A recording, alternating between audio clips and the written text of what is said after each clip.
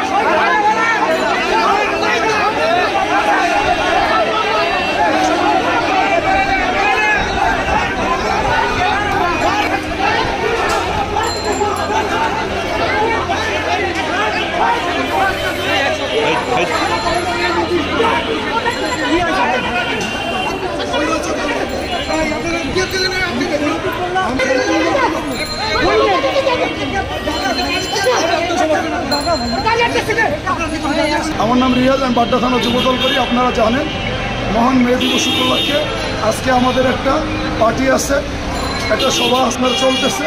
আমি এখানে খেতে আসছি আমার কিছু বন্ধুবান্ধব সহ।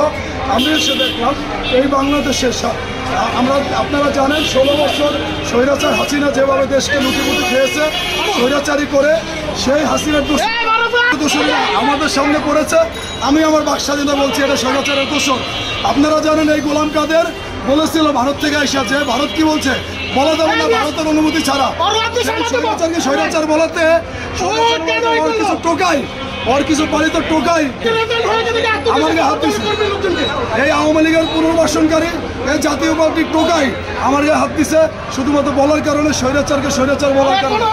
আমার দেশবাসীর কাছে প্রশ্ন, গোলাম কাদের কিসের ভিত্তিতে বাংলাদেশের রাজনীতি করবে আর আমি তাকে স্বৈরাচার বললে?